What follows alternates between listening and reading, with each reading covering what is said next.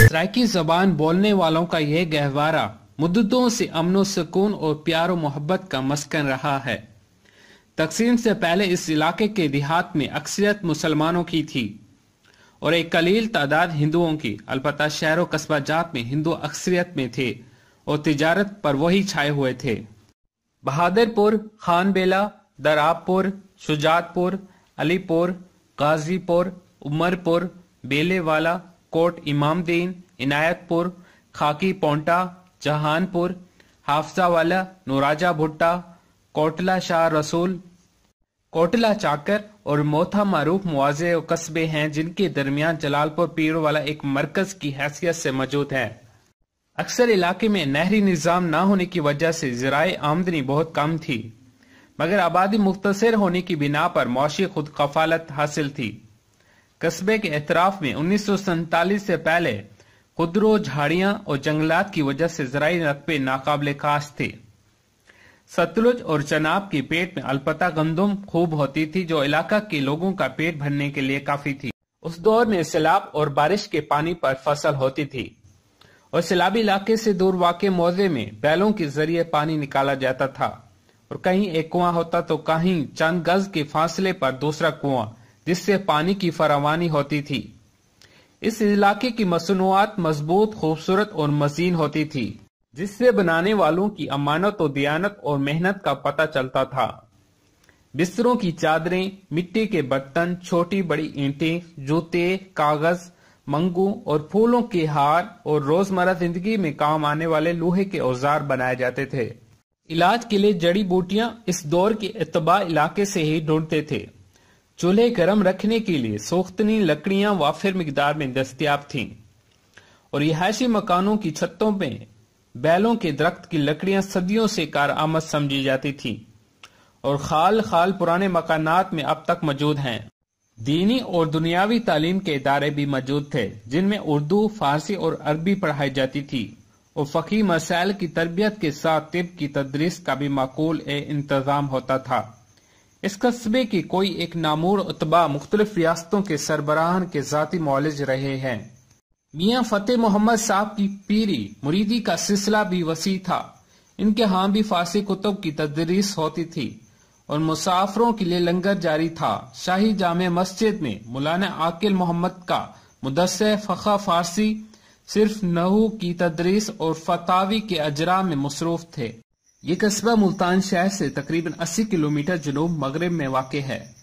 شجاباد سے جنوب میں 40 کلومیٹر، لودھرا سے 40 کلومیٹر مغرب میں اور اوش سے شمالی جانب 40 کلومیٹر پر واقع ہے۔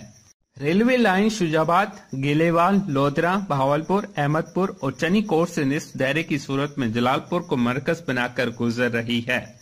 گزشتہ ادوار میں اس علاقے کا انتظام و انصرام منصورہ، ملتان اور دہلی کے مراکز کے تحت رہا ہے۔ 5 دریاؤں کی سرزمین ہونے کے ناطے یہ صوبہ پنجاب کہلاتا ہے، جبکہ تحصیل جلال پور پیروالا ایک ایسی جگہ ہے جہاں 5 دریاؤں کا پانی مجتمع ہوتا ہے۔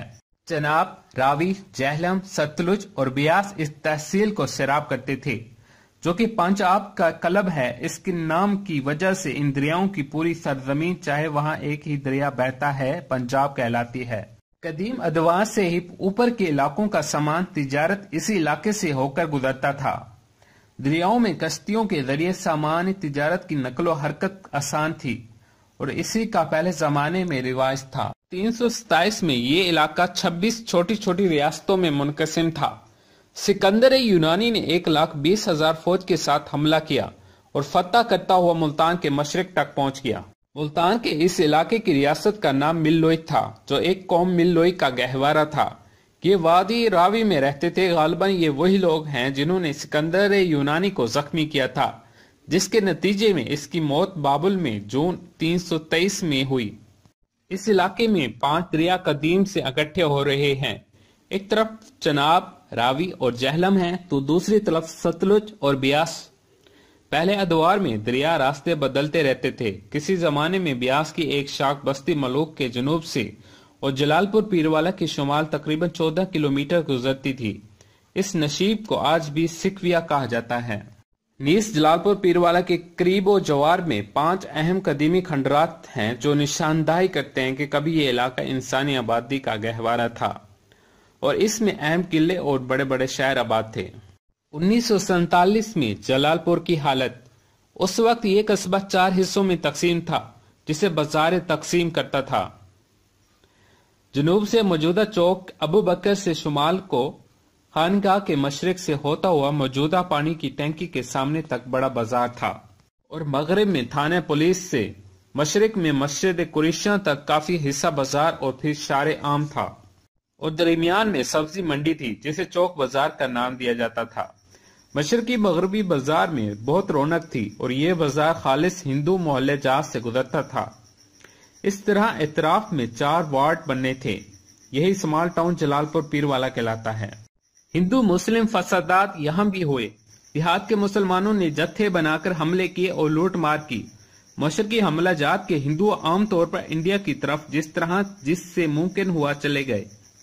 مغربی حصے کے ہندوؤں نے مسلمانوں کے ہاتھوں قتل ہونے اور اپنی تباہی کے بجائے ستی ہونا پسند کیا، اور ایک مکان اس مقصد کی تیار کیا گیا جو شاہی جامع مسجد کے مشرق میں واقع ہے، اور جہاں اب ایک مسجد اور مدثر سراج العلوم بنا دیا گیا ہے۔ تقسیم سے پہلے تجارت پر ہندو چھائے ہوئے تھے۔